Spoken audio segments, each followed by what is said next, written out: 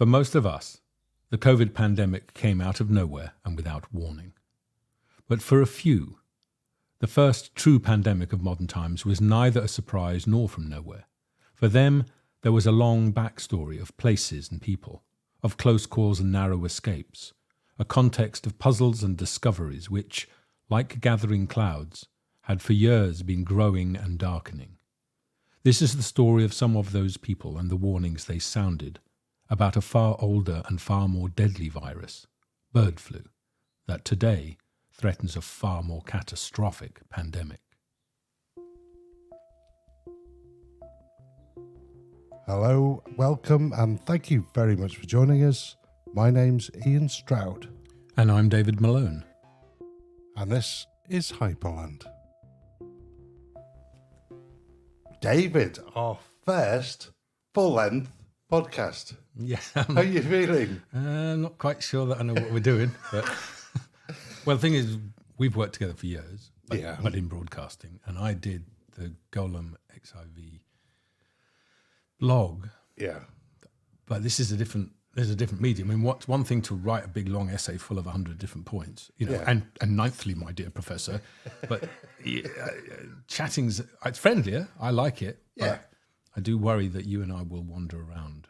One of us, and when I say one of us, I mean you. Yeah. He's going to have to keep us on the point. This is also supported by bigideasbythesea.com. Who are they? Well, it's two fellows who I know up here, Kane and John. And basically what they decided is, why shouldn't Scarborough have a festival of ideas? And so Kane being Kane Cunningham, he just said, well, I can do that. Let's do it. So he didn't have any money. He didn't have anything going for him. He said, yeah, we'll do that. And by God, he did. Yeah. Just by force of character. So it happens every year, and he invites speakers, and they talk about big ideas. Yeah, by the sea. Good. So I was chatting to him one day about bird flu, and he said, "Oh, that's important. That's a big idea. Let's do that by the sea." So we wanted to give a talk, and so nice one. Yeah, so he supported it, which is great of him, and so there will be a public lecture. Fantastic, good. Okay, that statement that we heard at the top of the podcast. That's the beginning of the pitch that I've written up, that I'm hoping will encourage either the broadcasters or people who fund films to fund a film. So you go around scaring people to get more work? Well, yeah, sort of. I mean, I got into the research and I thought, this is a really interesting and I think an important subject. So I'm now at the stage where having done a lot of the basic research, which is basically just meant trying to understand about a century of research and slide all the different timelines together, come up with a document, and now I've got to send it off to people saying, I think this is a great story, what do you think? Okay, so my knowledge of bird flu, I think maybe about 10 years ago, maybe a bit longer, there might have been a few headlines, but I can't really remember anything. And more recently, after COVID, I don't want to think about another pandemic. No, that's part of the problem, isn't it? I mean, everyone's, I think, they're fed up with Armageddon porn. I mean, more, there's another catastrophe. Oh, great, thanks. Yeah, I did think about buying you a sandwich board and a bell and just getting you to stand on a street corner somewhere. Yeah. But in terms of what I've noticed, and maybe what the general public have noticed, is seems to be a shortage of poultry. There is, yeah. I mean, eggs have gone up in price. Yeah, and this is connected. I mean, there's a reason why, if you wanted to get a duck for Easter, good luck. Yeah. And why the eggs were suddenly in short supply, because bird flu makes birds, particularly chickens, die.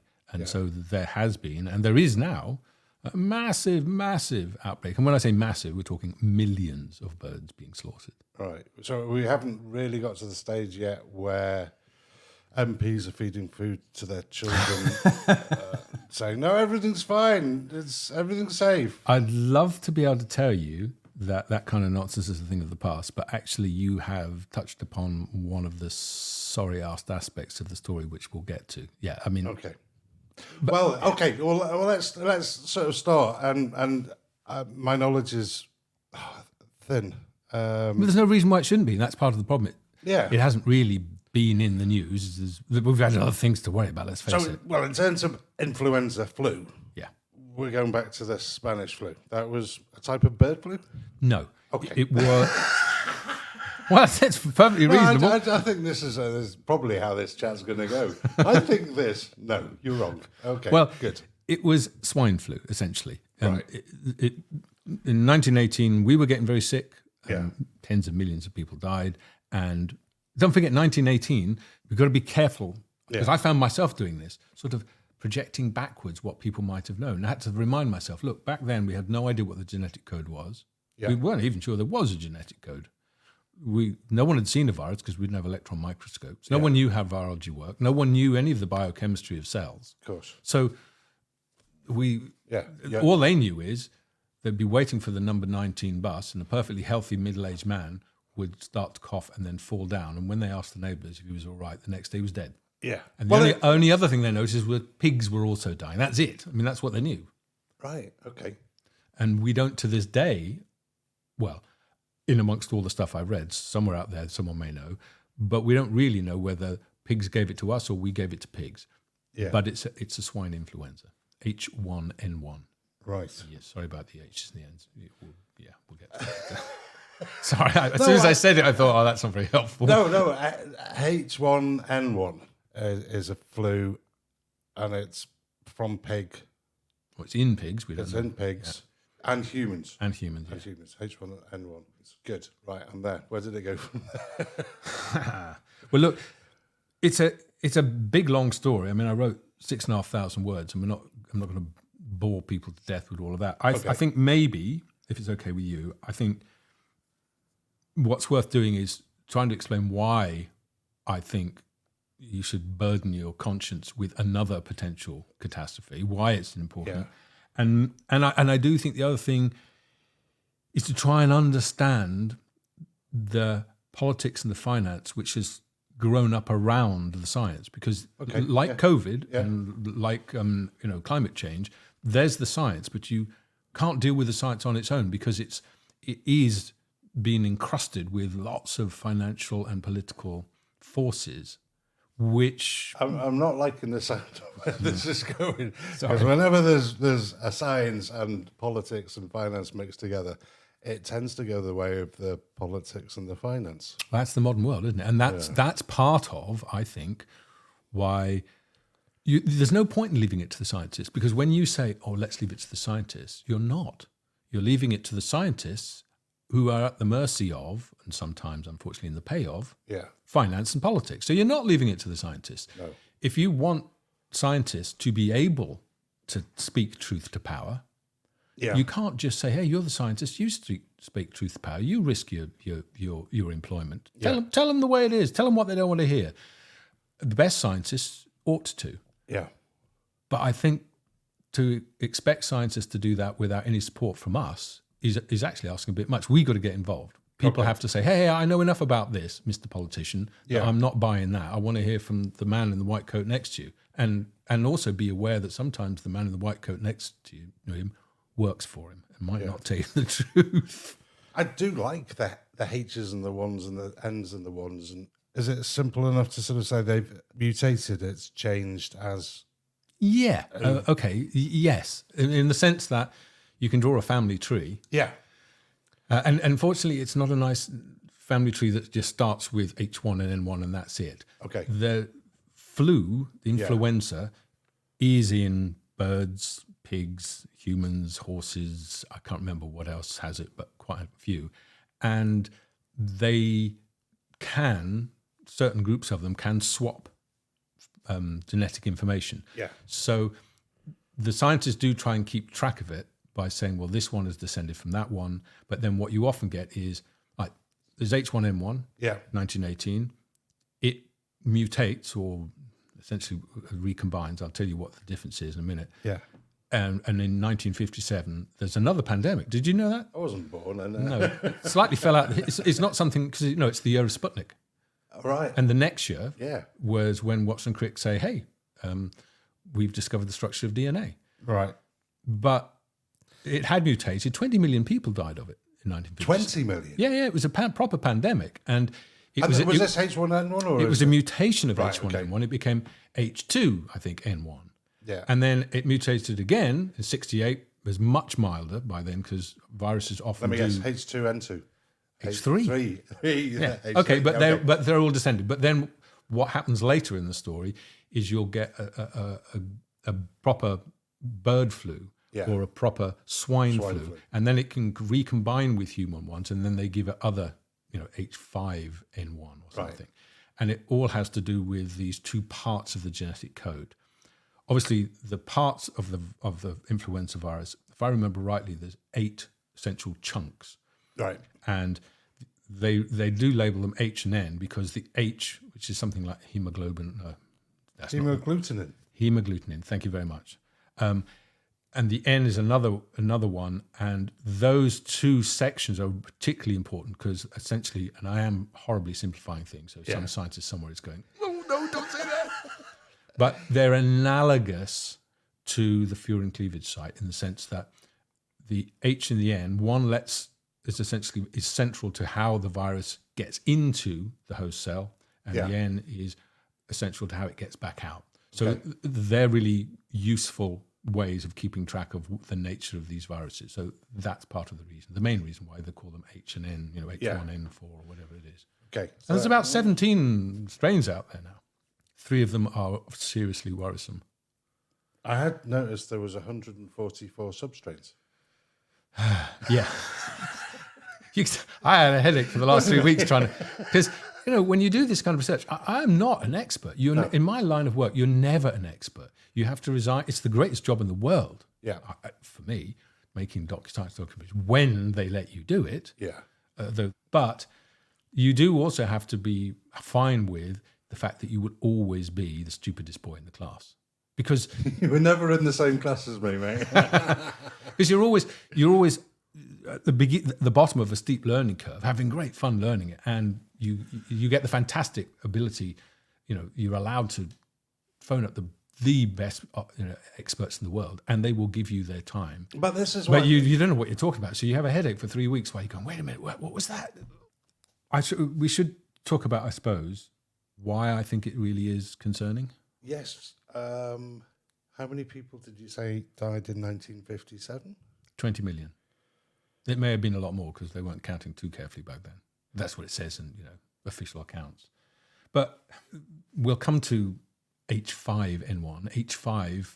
H5N1 is one of the strains, bird flu strains that's going around at the moment. And there's no vaccine, and there won't be a vaccine, or it's unlikely we'll have invented a vaccine which works for H5N1 by the time, if it ever comes to the point where it can transmit freely between humans. Yeah. This is the one thing that's saving us, okay, is that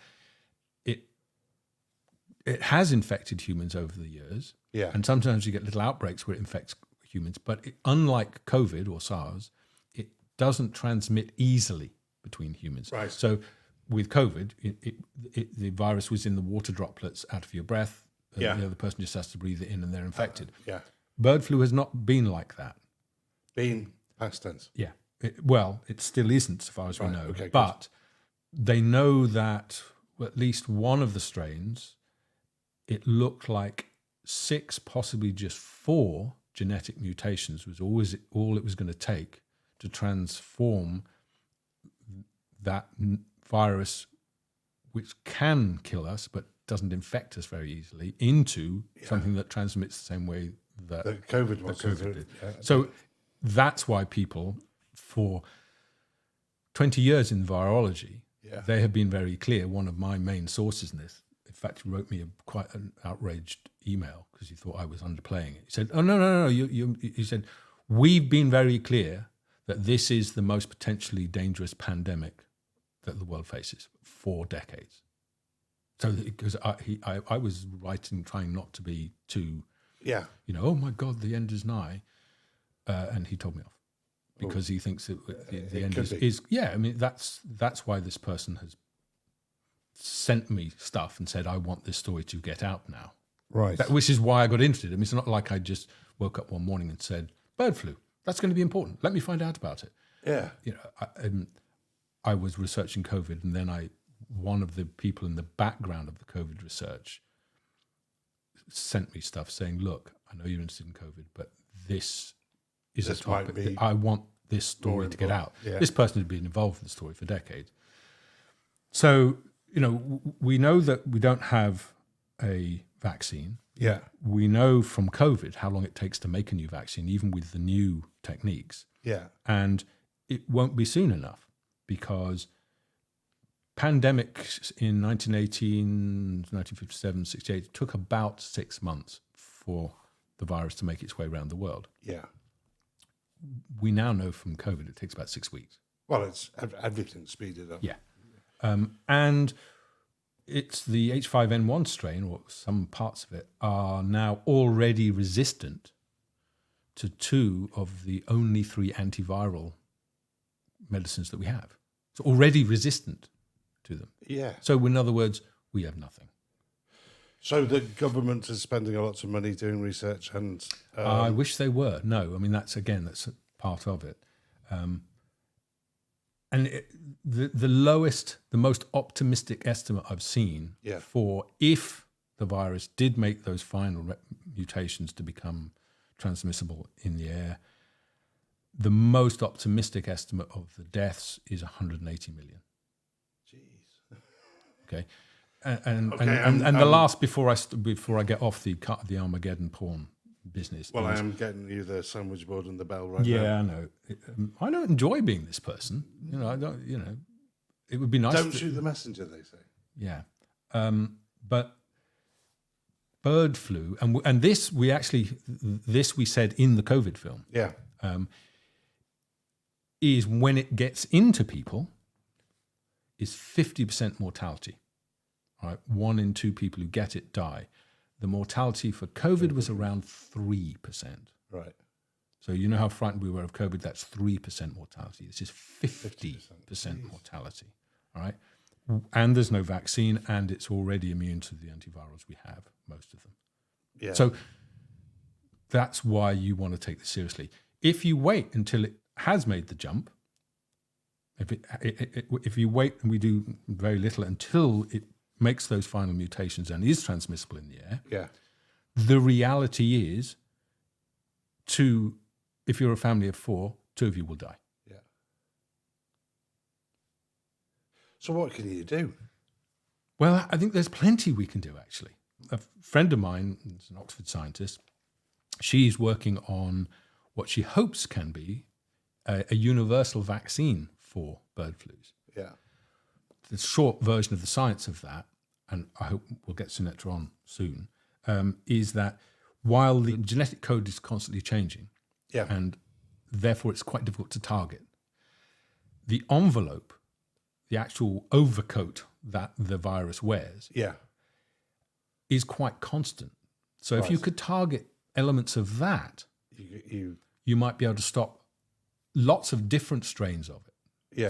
So that there are scientists working on this, and I just think, how much research effort do we put into making a new lipstick or something versus something like this, where it needs to be a national priority. You need to have a national strategy saying, okay, we've talked to the scientists, and this is the one where they're going, ooh, it gives us the willies. Yeah. Why don't you put some research money into it? So there's that. There's also, and this gets to the politics and finance, we need to understand where the virus is mutating and how it's spreading. And there are competing hypotheses, and that's where the finance and the politics gets mixed up in it, because one of the hypotheses is liked by money and one isn't. And you need to do something about it. You need to, the public needs to be engaged. The public needs to understand it, be interested, and take a view. Because, as I say, if you leave it to the scientists, you are not leaving it to the scientists. You're leaving it to the scientists and the big financial and political interests that have a definite view of what they want you to understand and what they don't want you to understand. And that's not on. So flu's been with us, and we're offered a jab every winter. Which we never used to be, did we? No. Yeah, that's a question then. Why is that? Because it's more prevalent in society. Well, it's also getting more serious. And it's easy to catch. And it's the seasonal flus are not the same seasonal flus as when you and I were little, because they've been evolving. Right. So even the seasonal flu is more dangerous than they used to be. Where is it mutating? Well, the particular parts of the genetic code that's mutating, I can't tell you. Like I said, I'm not an expert, so I'm not going to guess. But it just shows that virus is on the move, and that's part of the history of it. Yeah, Flu's been around probably since Noah was a boy, so it's nothing new. And we had the big pandemic in 1918, and then the two others after that. But between 68 and 97, not much happened. And since 97, the number of pandemics amongst livestock, basically we're talking poultry and pigs, they're increasing. And we know now, deploying modern virology and genetics, that the rate at which it's evolving, the number of new strains, and how the genetic code within those strains is evolving, that this family of viruses is evolving and reassorting amongst themselves, swapping bits of their genetic code, little whole chunks, faster and faster and faster. This isn't just on farms, and this is wild birds as well. Okay, yeah, that's actually probably the central question. Yeah, because you're not going to say to a duck or a goose, "Sorry, you're not coming here." No, you're right. Look, the natural reservoir for bird flus is wild birds. So geese, ducks, migratory birds particularly. Okay, and the natural reservoir for swine flus is pigs, or as they call them in America, hogs, and swine flus, human flus, and bird flus have been, certainly in the latter part of the 20th century, swapping chunks. Together. They've been mixing. So we've got a great big soup now that can infect the hog, pig, can infect the wild bird, our chickens, and ourselves quite easily now. No, thank God, not quite easily. Okay. They can, and so the number of outbreaks, if you plot it on a graph, it's looking pretty flat for centuries. Apart from it's the number of outbreaks stays flat until you get to the second half of the 20th century, and then outbreaks in pigs and outbreaks in poultry start to really ramp up, and outbreaks in humans. Now, you don't need to be any kind of expert to look at that graph and say, one, something has changed in the latter half of the 20th century. That's materially affecting how quickly this family of viruses is evolving, and two, it's looking quite serious for us if this can kill us. So you'd think, okay, one, let's do something to flatten that curve out, and B, let's find out why it was increasing anyway. We are doing things, though. I mean, we are. Yes. If you look at people like APHA, which is the Animal and Plant Agency for the government, they all talk about biosecure buildings that the pigs and the chickens are kept in. You've been reading on the dark side. That's what you've been doing. No, you're right. Some people, things are being done. And so the question is, are they doing the right things? And that's where I think it's interesting, and that's where I think we need the public discussion. Because, okay, you put your finger exactly on the center of the sort of political financial argument. So we know, let's just deal with bird flu, and then we'll talk about swine flu as well, but bird flu essentially. Okay, natural reservoir, wild birds. Everyone's agreed, that's the way it is. Yeah, can I just add, so when we're talking about bird flu now, it is NH... Well, one of those, yes. It's not going to be pure bird flu. This is swine flu, human flu. Now it is, yes. And these are coming over with the wild birds. All right. Okay. The soup in my head, mate. No. They're the right questions, but I just wish the answers were easy. Basic reservoir, wild birds, bird flu. For them, it's like the common cold. Right. Okay, there are, apart from all of the strains, H1N1, Yeah. H5N1, H7N7. A low one and a high one. Yes, exactly. There's a Low pathogenic and high pathogenic. Okay. The low one, I know, you give them paracetamol and the feed, and they just send them to bed for the day. Snotty beak, and they should be all right. They will be. The higher one, that's organs exploding and Really it's when there was the big outbreak, 97 and 2003. We're talking in Hong Kong and China. They called it chicken Ebola. Right. It's obviously nothing to do with the Ebola virus, but they called it that because it was horrific. It was horrific. The birds suffered massive internal hemorrhaging, multiple organ failure. When was that? There was a big outbreak in 1997. Yeah. They thought they'd knocked it on the head. We can talk about this later if you want. And then it came back in 2003. And since then, and particularly now, there was another outbreak. I think it was 2015, and then one in 22, and there's one now. So as I say, it's going. It is the incidence of them. And when we talk about an outbreak in birds, we're talking hundreds of millions of birds. I think at the end of the 2003 outbreak, which was around 2005 or something, I think the UNFAO reckoned 111 million birds had died or been slaughtered. 111 million. But that's a whole heap of chicken. Is that in culling to? Yeah, well, cullings and dying, because that strain had the mortality rate of 100%. So if you had a factory farm of 20,000 birds in a big barn, you'd walk in the first day and there'd be a chicken in the corner going, sorry mate, you're not doing too well. You'd come back the next day and 10, 20,000 birds were dead. Yeah.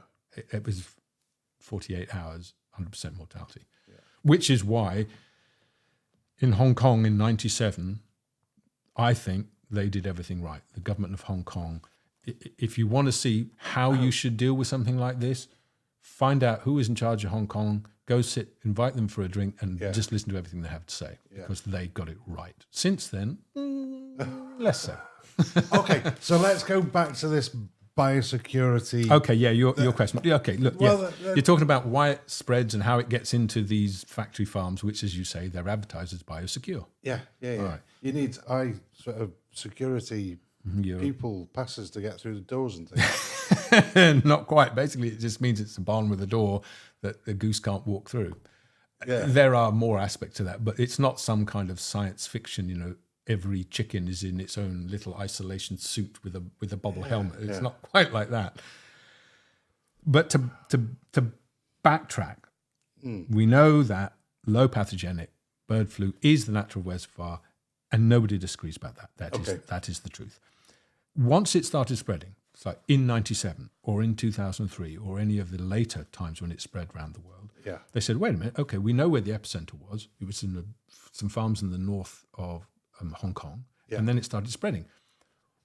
So where was the virus first evolving, where the genes were changing from low pathogenic to high pathogenic, and how was it getting from their first infected birds all around the world? So the theory was, okay, and it's reasonable when you follow the steps.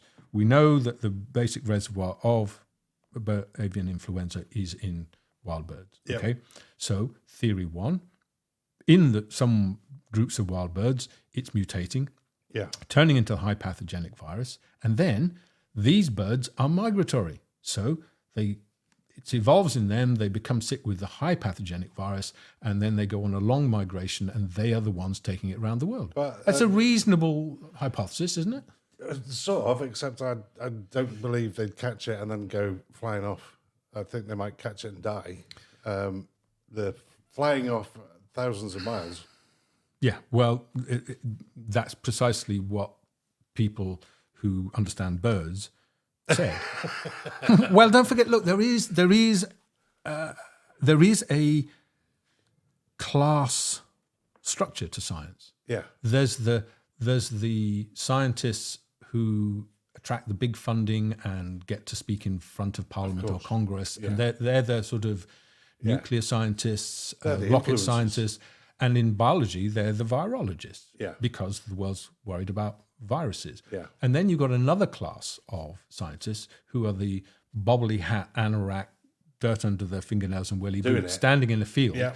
who are much less glamorous, but they're there with their binoculars and notebooks saying, I see some geese coming this way, Cyril. Write that down. One of them's got a bit of a cold. So that what seems like a good hypothesis to virologists Yeah. often doesn't seem like a good hypothesis to much less glamorous. So people on the ground that are actually seeing it, yes.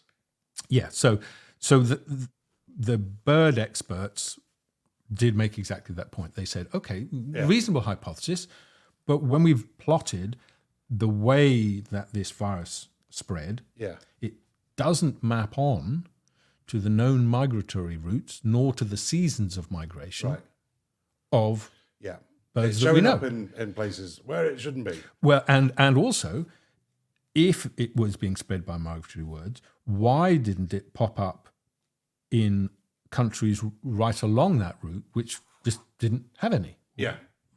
How does that work? Yeah. So there were real problems with that. I'm scratching my head. Yeah. Plus, you've got this tiny little problem with, okay, so the bird, let's just suppose it's true and they migrate. How did it get from the bird that arrives, that slides into a little local pond, how does it get into the biosecure poultry? It knocks. Let me in. Just here to see my cousin. So that's always been a little bit of a problem. How does that happen? So there, it's possible that there are answers to those, and that is the answer. But for the bird experts that I've talked to, they go, I just don't think so. I don't see how that works. And one of them said, and if you do plot the spread on a map, they said, A, it doesn't map onto known migration routes or the seasons in which it happens. It does map on almost perfectly to the roads and rail links which link the global poultry industry. Okay, now the global poultry industry isn't like ordinary farms where someone has a chicken, the chicken goes and lays an egg. A little while later, the egg hatches, and now the farmer's got 2 chickens. That's not how it works. You have hatcheries, so companies or farmers who just hatch thousands and thousands of chicks. They then get sold, put on lorries, and taken to other farms where they then call essentially broiler farms, where they feed the little hatched chicks up into chickens. So you get the transport on a global scale of chicks, on birds, and on bird feed. Okay, so these 3 things are moving around in the world, and they go by and routes the outbreaks we understand. of the flu was showing up in these areas. Yes, exactly. Again, when you look at the outbreaks, nearly all of the outbreaks have happened in these industrial concerns. And where they've broken out in small backyard farms, they've been in places close to the industrial farms where the small farms are working with the industrial farms. Like a small farm will be contracted, it's called contracting farming. Whereas other places, other countries that have the same backyard farming but don't have the industrial farms, there were no outbreaks. Okay, so there is a lot of evidence which makes you think, I'm just not sure that this industrial, that it's all spread by birds, wild birds. Plus, they did massive surveys in China, they did a massive survey in Europe, and another big one in Europe. I'm sure there have been others, but I know about these 3. And in none of them did they find any much evidence, in fact, almost none, of the high pathogenic versions in the wild birds. I think there was somewhere in China where they did a survey. I think it was in one of the big outbreak places, a lake in China, and they looked at thousands upon thousands. So they tested 13,000 birds. Yeah. For And the this was higher. they're looking for high pathogenic, Right, because if okay. the theory is in these big flocks of wild birds, that's where it's That's where it's making come it's from. that's where it's evolving from low pathogenic to high That's the pathogenic. theory. You should find high pathogenic in those birds. So they went to the Qinghai Lake. Apologies to everyone in China, I've probably mispronounced that, where there'd been a huge dive of wild birds. Yeah. And they tested 13,000 birds, and out of 13,000, they only found 6 carrying the high With the pathogen. higher. Yeah. And most of those weren't going anywhere. They were either dead I kind or of they were probably feeling would've- very, very unwell and weren't up for a big, long journey. They were saying, it's all right, mate. You migrate. I'm just going to stay here in bed for a while. I'm not feeling tired. Okay. So, and they did a huge survey in Europe and again found virtually nothing. Yeah. And the same in Africa, in the regions where there were these outbreaks. So again, that just doesn't look right. You've made a massive argument for the fact that it's not in migratory birds.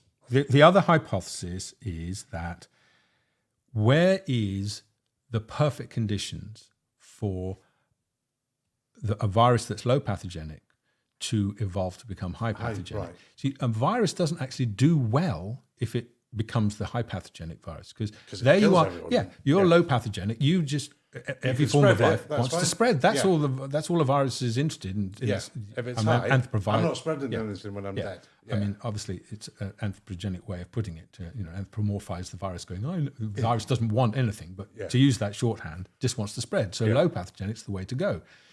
If you're in a little flock of geese in the backyard and you become high pathogenic, your life expectancy of the virus is now not good, because they'll all get it, they'll all be dead by the next day, and that's you. Yeah. The one place where, if you evolve to become high pathogenic, you're going to do well is in a factory farm with 20,000 chickens in it. Yeah. You've got 20,000 chickens to spread to, and the spread is going to be easy. And within that group, you've got lots of chances for one virus to mutate and swap. You're going to get lots of variation in this huge flock of 20,000 chickens. Yeah. And those variations can cross-fertilize. So it's a perfect environment for the evolution of a high pathogenic virus. That's not to say that it did. I am not making that claim. No, that's right. Because I couldn't possibly know, and because generally, when this outbreak has happened, it happened so quickly that no one was in there taking swabs the day before, taking swabs the day. I understand. So it's nobody's fault, and it's no great cover-up that we don't have that information. How would you get it? Yeah, no, You don't need Yeah. to go to they're hiding the information. I don't think anyone is. I just think it's bloody difficult to get this information. But that is the other hypothesis, that it's in these places where all the outbreaks have happened, that they're happening in those places. They're not being brought in by migrating birds. So you've got to sort of say, well, what is coming in? So it's hatchling growing up, right, there's my chicken. It's either coming through that route or it's coming through feed. Yeah, well, this is the other thing, is it made me laugh when you were talking earlier, that we haven't learnt anything from the mad cow fiasco. We are still feeding chickens to chickens and still feeding pigs to pigs and chickens to pigs, because chicken litter, which is a euphemism for everything that you can sweep out the bottom of a industrial chicken farm, which will include bedding, feathers, shit, urine, possibly blood, which will contain the virus. So bedding is an important thing. That's a major component of chicken feed, which gets an animal feed. So that chicken stuff does get fed to other animals. But then there's also something that gets called animal byproduct meal. Right. That's chicken meat. It's actual chickens. Okay, and that gets included in chicken feed. In chicken feed. So I just find it appalling that, given what we know about the foolishness of feeding animals to animals, we are still doing it on a global industrial scale. Plus, we do know, this is a scientific finding, Yeah. that the influenza virus can remain viable in chicken feed for up to 35 days. Yeah. So you sweep it up, you do whatever you're going to do to it, bag it up, and you've got a month to ship it from A to B, and it'll still be viable when the chicken starts eating it.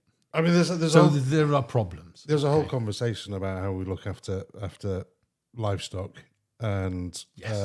I prefer my free range, but I'm not even going to see free range because the panic now is lock everything up. Yes. So I mean, this is a topic of conversation in the farming industry because Yeah. they're saying free range, we won't be able to label anything as free range, No. nor organic. No. End of both. Yeah. But there's the other side, and I think this is part of why it has to be a proper conversation That involves all outside sides, of yeah. politicians, scientists, and the industry, because these are big questions. Is why did we get industrial farming? And it's easy to say, well, because industry wanted to make a lot of money out of it. No, we need to feed people. We need to feed people, Yeah. right? During the time that industrial pig farming and particularly industrial chicken farming was growing, that was the time when Discussion should have been had. Southeast Regulations Asia in was place, saying, we'd like more people to be better fed, Yeah. and our population is exploding, and so it's not surprising that we got factory farming, Yeah. and it's helped feed people. And if we were to say, it'd be easy for me to go, oh, factory farming, I think that's where the problem lies. Yeah. So we should close them all down. Well, okay, it's easy for me to say. I live here. Yeah. But these countries have used factory farming not only to feed their own, but also because they said this could transform our fortunes as a country. And Thailand Yeah. had a national policy. I don't know what it is in Thai, obviously, but the translation of it was Thailand will become the kitchen of the world.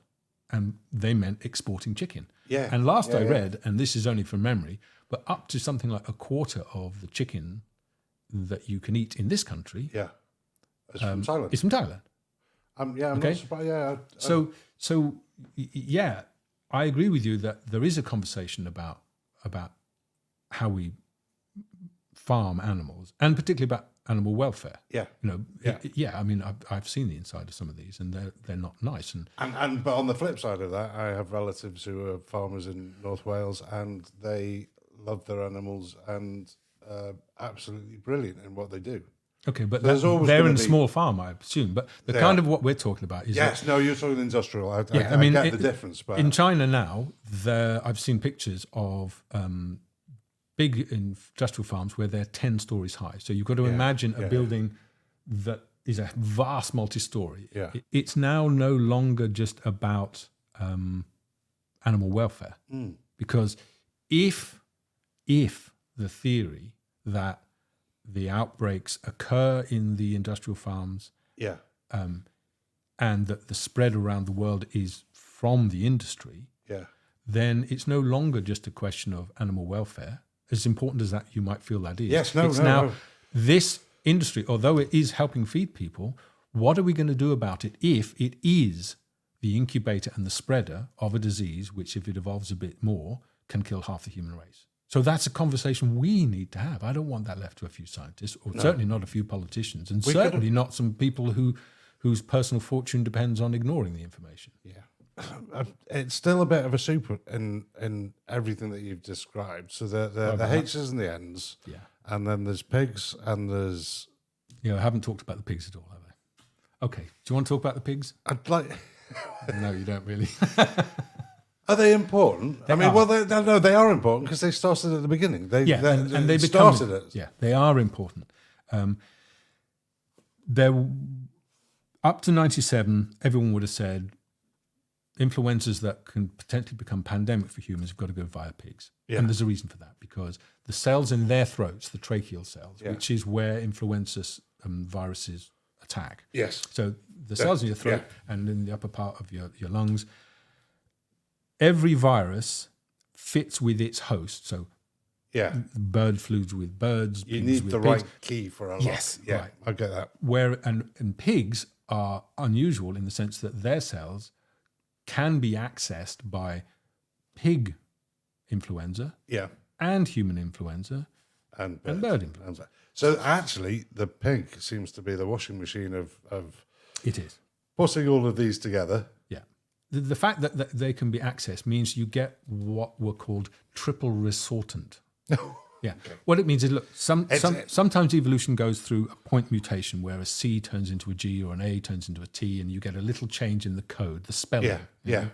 Like, you spell color without a U, and then you add a U, and now color is spelled with a U. But it's still color. Right. Yeah. So, but you also can get viruses will swap whole chunks of their genetic code. Yeah. So in other words, it doesn't just one tiny change makes it slightly better or slightly worse at something. Yeah. It can get a whole new way of doing something because a whole chunk of DNA, or in this case RNA. It can get another key to let it into Yeah, or just an ability. Yeah, okay. That suddenly it gets a chunk of genetic code which allows it to do something it couldn't before. Yeah. So, in COVID, it was the beta coronaviruses didn't have a furin cleavage site.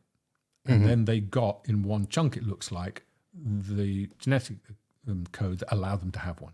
Okay, so that's what you can get. And that can happen, has historically happened in pigs, because you get very different viruses can mix there and swap chunks of themselves. So if a pig gets infected with pig virus and a human virus, and the human virus can give it, the pig virus, a chunk of itself, which is the key to being more infectious for us, suddenly that pig virus now has this ability that it didn't have before. And that did happen. But you also got the swine flu came back in 2009. You got a big outbreak, started in Mexico, and became a proper pandemic.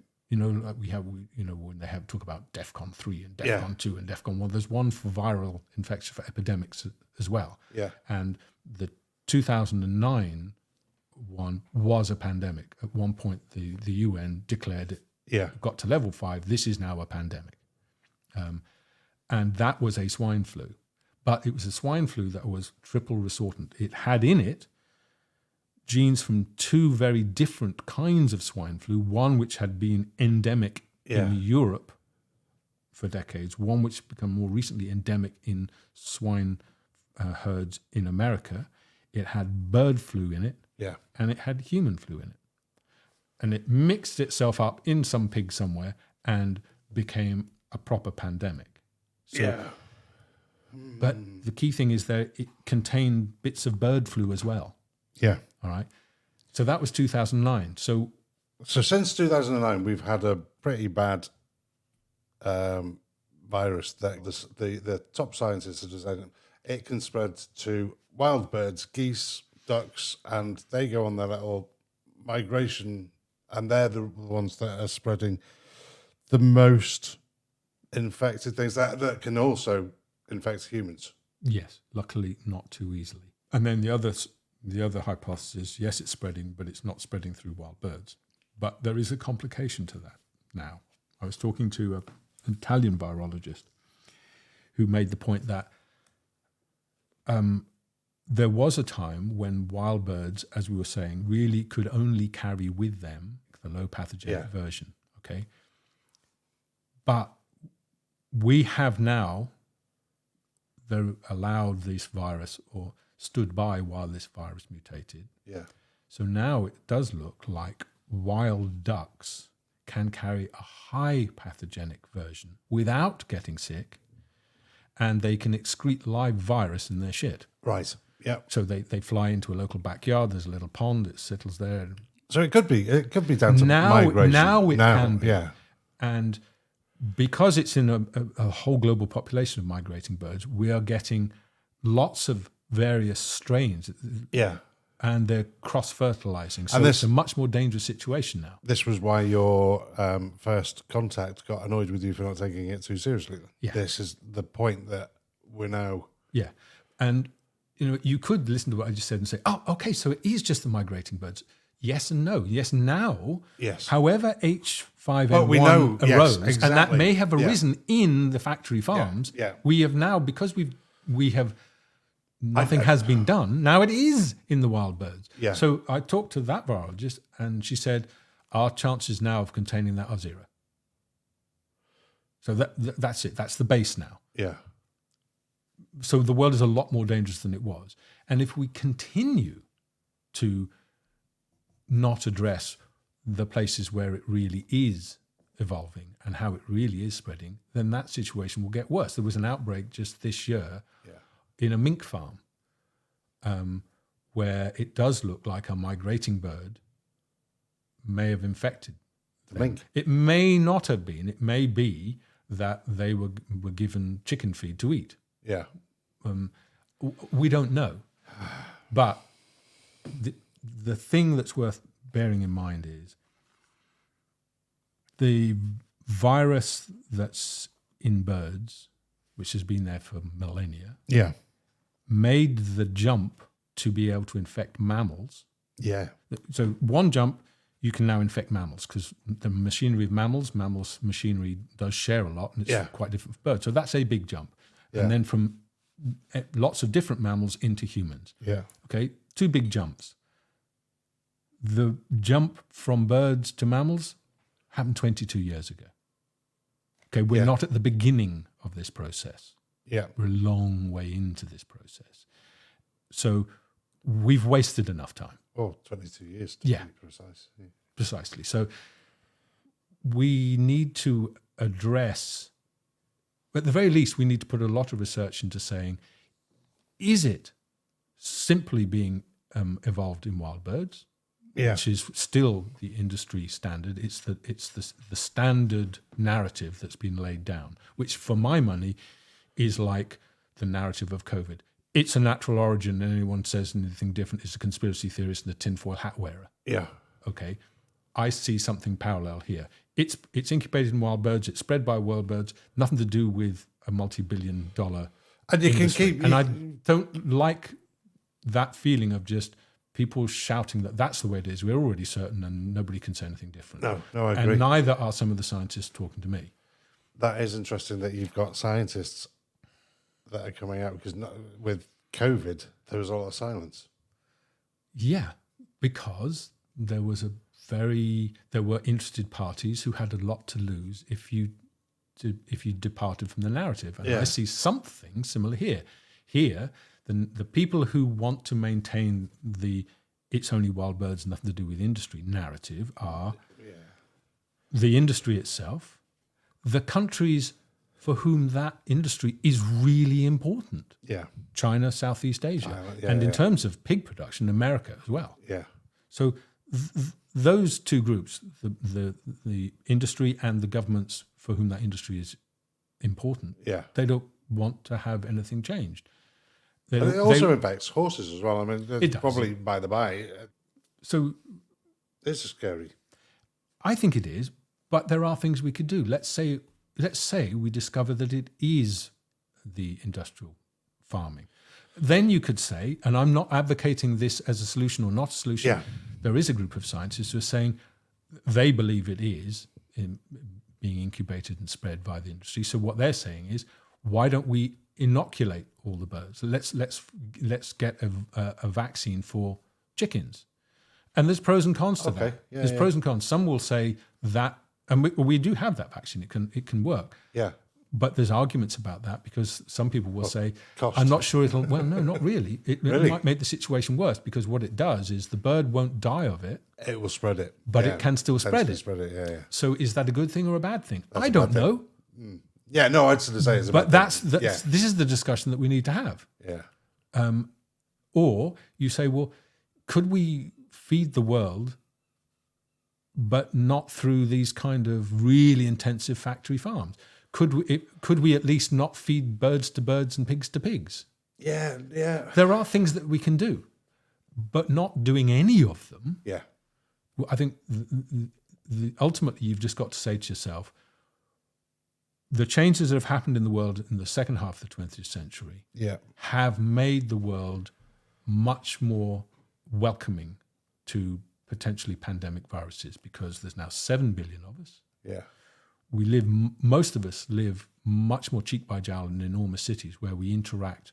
In a small village, you interact with 20 people. Yeah. In a city, you might walk past 1,000. And all of those cities are connected in a matter of hours to every other city. Well, just as we saw with COVID. I mean, so we need to sort things out, and we also need to say. I mean, I was quite clear with my boys that the first real hint of a bird flu that had made that jump. And it could happen tomorrow or it could happen in 20 years' time. I said, if I came across that, I will phone you and I don't want you to go home. I don't want you to worry about your job. I want you to just get you and yours and come straight home. Yeah. And don't delay, because this disease will kill half of us. In 6 weeks, it'll be around the world, because we know from COVID, they may lock you down in your town, and I'm not saying anything good or bad about it, I'm just saying, but what they won't do is close down air travel, because we've got to have those bankers flying from Frankfurt to Dublin to make a lot of money. You know, during the COVID lockdown year, do you know how many, in the lockdown, do you know how many passenger journeys went through Heathrow? No. Take a guess. In a year? Yeah, no, but in the lockdown year. 1,000. 17 million. Passenger, not freight. Passenger. Didn't know that. 7 million or 6 or 7 million went through Dublin. That's more people than live in Ireland. Yeah. You might think, well, there's good reasons for that or bad reasons for that. But if there's an epidemic going around that'll kill half of us, I think it's a bad idea. Yeah. But are we prepared? Have we got a contingency plan in place? No. No, we haven't. So that's why, A, I think this needs to be discussed, and B, why I'd like to make a film about it. If anyone's out there and can give me £500,000 to make a really good film, let me know. Well, thank you very much, David. And also thank you again to bigideasbythesea.com. The main thing I hope, apart from people actually listening and getting something out of it, is if people would like to comment and offer their own thoughts, then we will pick up on those comments, and in a podcast we'll actually address them and discuss the points that other people raise. It would be great. That's lovely. Thank you, David. Cheers, Ian. See you on the next one. Aye.